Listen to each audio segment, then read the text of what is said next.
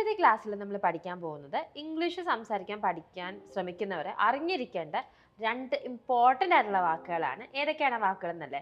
വാസും വേറും.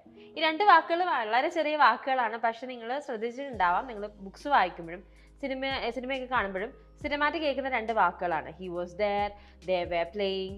അങ്ങനെ വാസും വേറിൻ്റെ യൂസേജ് ഭയങ്കരമായിട്ട് കാണാൻ സാധിക്കും. അപ്പോൾ ഈ രണ്ട് വാക്കുകൾ ശരിക്കും ഇതിൻ്റെ ഉപയോഗം എന്താണ്, എന്തിനാണ് യൂസ് ചെയ്യുന്നതെന്ന് നമുക്ക് ഇന്നത്തെ ക്ലാസ്സിൽ പഠിക്കാം. നിങ്ങളുടെ കൺഫ്യൂഷൻ അല്ല, നമുക്ക് മാറ്റാം.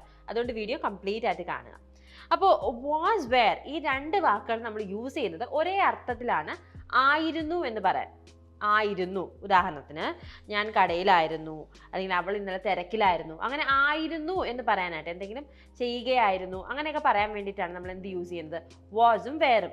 പിന്നെ അപ്പോൾ വാസും വേറും തമ്മിലുള്ള വ്യത്യാസം എന്തിനാണ് ഈ രണ്ട് വാക്കുകൾ? അപ്പോൾ നമുക്കത് എന്തിനാണെന്ന് നോക്കാം. ഫസ്റ്റ് നമുക്ക് വാസ് നോക്കാം. വാസ് നമ്മൾ യൂസ് ചെയ്യുന്നത് ഒരു വ്യക്തിയെക്കുറിച്ച് സംസാരിക്കുമ്പോഴോ അല്ലെങ്കിൽ ഒരു വസ്തുവിനെ കുറിച്ച് സംസാരിക്കുമ്പോഴോ ആണ്. ഉദാഹരണത്തിന് ഞാൻ കടയിലായിരുന്നു. ഈ സെന്റൻസിൽ ആരെക്കുറിച്ചാണ് നമ്മൾ സംസാരിക്കുന്നത്? ഞാൻ, അല്ലേ? ഐ ആണ് ഇവിടുത്തെ സബ്ജക്റ്റ്. അപ്പം ഞാൻ കടയിലായിരുന്നു എന്ന് എങ്ങനെ പറയാൻ പറ്റും? ഞാൻ എന്ന് പറയുമ്പോൾ കട എന്ന് പറയുമ്പോൾ ഷോപ്പ്. ഞാൻ കടയിലായിരുന്നു എന്നെങ്ങനെ പറയും? I was at the shop. എന്തിനാണ് നമ്മളിവിടെ വാസ് യൂസ് ചെയ്തിരിക്കുന്നത്? കടയിൽ ആയിരുന്നു എന്ന് പറയാൻ വേണ്ടിയിട്ടാണ്. നമ്മൾ മലയാളത്തിൽ പറയുമ്പോൾ ഞാൻ കടയിലായിരുന്നു എന്നാണ് പറയുന്നതെങ്കിലും ഇംഗ്ലീഷിലേക്ക് ട്രാൻസ്ലേറ്റ് ചെയ്യുമ്പോൾ ഞാനായിരുന്നു എന്നുള്ളതാണ് ആദ്യം വരുന്നത്. ഐ വാസ്, ഞാനായിരുന്നു. പിന്നെ എവിടെ ആയിരുന്നു? കടയിൽ. I was at the shop, ഞാൻ കടയിൽ ആയിരുന്നു. അടുത്ത എക്സാമ്പിൾ നമുക്ക് നോക്കാം. അവൾ ഇന്നലെ തിരക്കിലായിരുന്നു. ഈ ഒരു സെന്റൻസ് നമ്മൾ എടുത്തു നോക്കുമ്പോഴും ഇവിടെ നമ്മൾ ആരെക്കുറിച്ചാണ് സംസാരിക്കുന്നത്? അവളെക്കുറിച്ച്. ഒരു വ്യക്തിയേ ഉള്ളൂ, അല്ലേ? അവൾ ആയിരുന്നു എന്നെങ്ങനെ പറയും? ഷീ വാസ് എന്ന് പറയും. She was. എന്തിനാണ് നമ്മളിവിടെ വാസ് യൂസ് ചെയ്തിരിക്കുന്നത്? ആയിരുന്നു എന്ന വാക്കിന് പകരമാണ് നമ്മൾ വാസ് യൂസ് ചെയ്തിരിക്കുന്നത്. അപ്പോൾ അവൾ ഇന്നലെ തിരക്കിലായിരുന്നു. She was. ഇനി തിരക്ക് എന്നുള്ളതിന് എന്തായി നമ്മൾ ഇംഗ്ലീഷിൽ പറയാ? ബിസി എന്നാണ് പറയാ, അല്ലെ? She was busy. ഇനി ഏറ്റവും അവസാനം നമ്മൾ സമയം പറയണം. അവൾ ഇന്നലെ തിരക്കിലായിരുന്നു എന്നാണ് പറയുന്നത്. She was busy yesterday. അപ്പോൾ ആയിരുന്നു എന്നുള്ളതിന് പകരം നമുക്ക് എന്ത് യൂസ് ചെയ്യാവുന്നതാണ്?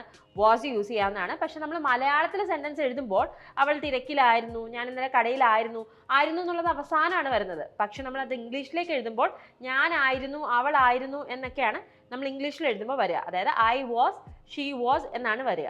ഇനി നമുക്ക് മറ്റൊരു എക്സാമ്പിൾ നോക്കാം. ആ പുസ്തകം ഷെൽഫിലായിരുന്നു. ഇവിടെ നമ്മളൊരു വ്യക്തിയെക്കുറിച്ചല്ല, ഒരു പുസ്തകത്തിനെ കുറിച്ചാണ് സംസാരിക്കുന്നത്, അല്ലേ?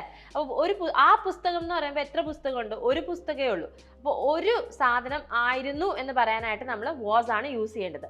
അപ്പോൾ ആ പുസ്തകം ഷെൽഫിലായിരുന്നു എന്ന് എങ്ങനെ പറയും? The book was. ആ പുസ്തകം ആയിരുന്നു, അതാണ് നമ്മൾ ആദ്യം പറയേണ്ടത്. ദ ബുക്ക് വാസ് എവിടെയായിരുന്നു? ഷെൽഫിലായിരുന്നു. The book was on the shelf. ഇനി മറ്റൊരു എക്സാമ്പിൾ നോക്കാം. പൂച്ച ഉറങ്ങുകയായിരുന്നു. ഇവിടെ എത്ര പൂച്ചയുടെ കാര്യമാണ് പറയുന്നത്? ഒരു പൂച്ചയുടെ കാര്യമാണ്, അല്ലേ? പൂച്ചകൾ എന്നല്ല, പൂച്ച എന്നേ പറയുന്നുള്ളൂ. So the cat. ഇനി ഉറങ്ങുകയായിരുന്നു. അപ്പം നമ്മൾ ആദ്യം എന്താ എഴുതേണ്ടത്? പൂച്ച ആയിരുന്നു എന്ന് വേണം ആദ്യം എഴുതാൻ. The cat was. ഇനി എന്താണ് ചെയ്തുകൊണ്ടിരുന്നത്? ഉറങ്ങുക. The cat was sleeping. Okay. അപ്പം ആയിരുന്നു എന്നുള്ളതിന് പകരമാണ് നമ്മൾ ഇംഗ്ലീഷിൽ വാസ് യൂസ് ചെയ്യുന്നത്. പക്ഷേ നമ്മൾ ശ്രദ്ധിക്കേണ്ട കാര്യം, എപ്പോഴും എല്ലായിടത്തും നമുക്ക് ആയിരുന്നു എന്ന് കാണുമ്പോൾ വാസ് യൂസ് ചെയ്യാൻ പറ്റില്ല. ഒരു വ്യക്തി അല്ലെങ്കിൽ ഒരു വസ്തുവിനെ കുറിച്ച് സംസാരിക്കുന്ന സമയത്താണ് നമ്മൾ എന്ത് യൂസ് ചെയ്യേണ്ടത്? വാസ് യൂസ് ചെയ്യേണ്ടത്. ഇനി നമ്മൾ അടുത്ത് നോക്കാൻ പോകുന്നത് വേർ എന്ന വാക്കിന്റെ യൂസേജ് ആണ്. വേർ ഇതെങ്ങനെ എവിടെ യൂസ് ചെയ്യാൻ പറ്റും? WERE. ഓക്കെ. അപ്പൊ ഈ വാക്കിന്റെ അർത്ഥവും ആയിരുന്നു എന്നാണെന്ന് ഞാൻ നേരത്തെ പറഞ്ഞു. ഇനി ഇതിന് എവിടെയാണ് നമ്മൾ യൂസ് ചെയ്യുക? നമ്മൾ വാസ് യൂസ് ചെയ്യുന്നത് ഒരു വസ്തു അല്ലെങ്കിൽ ഒരു വ്യക്തിയുടെ കാര്യം പറയുമ്പോഴാണെങ്കിൽ, വേറെ നമ്മൾ യൂസ് ചെയ്യുന്നത് ഒന്നിൽ കൂടുതൽ വ്യക്തികളുടെ കാര്യമോ അല്ലെങ്കിൽ ഒന്നിൽ കൂടുതൽ വസ്തുക്കളുടെ കാര്യമോ പറയുമ്പോഴാണ്. ഉദാഹരണങ്ങൾ നമുക്ക് നോക്കാം. ഞങ്ങൾ പാർക്കിലായിരുന്നു.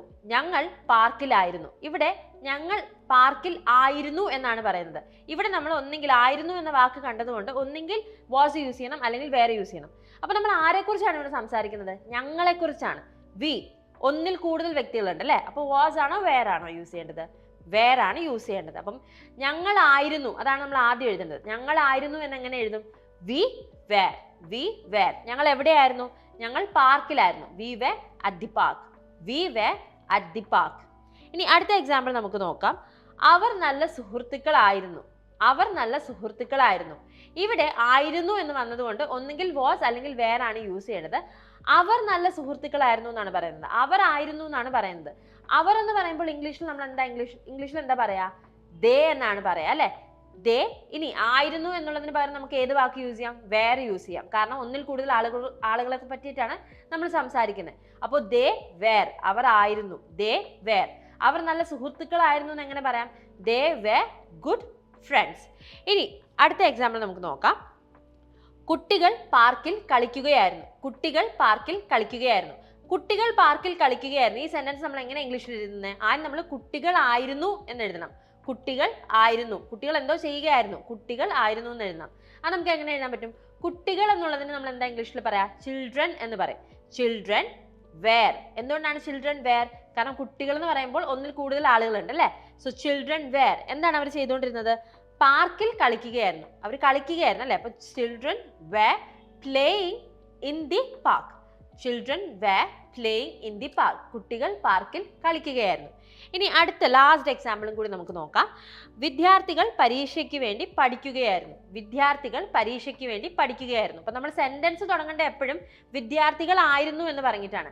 വിദ്യാർത്ഥികൾ എന്ന് പറയുമ്പോൾ ദി സ്റ്റുഡൻസ്. അപ്പൊ ദി സ്റ്റുഡൻസ് ഇനി എന്താ എഴുതേണ്ടത്? വാസ് ആണോ വേർ ആണോ? വിദ്യാർത്ഥികളായിരുന്നു എന്നാണ് എഴുതേണ്ടത്. അപ്പം ഒന്നിൽ കൂടുതൽ വ്യക്തികളുണ്ട് അല്ലെ? അപ്പൊ ദി സ്റ്റുഡൻസ് വേർ എന്താണ് അവർ ചെയ്തുകൊണ്ടിരുന്നത്? പഠിക്കുകയായിരുന്നു. The students were studying. വിദ്യാർത്ഥികൾ പഠിക്കുകയായിരുന്നു. The students were studying for the exam. The students were studying for the exam. അപ്പോൾ നമ്മൾ ഇന്ന് പഠിച്ചത് വാസ് ആൻഡ് വേർ എന്നീ വാക്കുകളാണ്. വാസ് ആൻഡ് വേർ നമ്മൾ യൂസ് ചെയ്യുന്നത് മലയാളത്തിൽ ആയിരുന്നു എന്ന് പറയുന്നതിന് പകരമാണ്. ഒരു വ്യക്തിയെക്കുറിച്ചോ അല്ലെങ്കിൽ ഒരു വസ്തുവിനെ കുറിച്ചോ ആണ് സംസാരിക്കുന്നതെങ്കിൽ നമ്മൾ എന്ത് യൂസ് ചെയ്യും? വാസ് യൂസ് ചെയ്യും.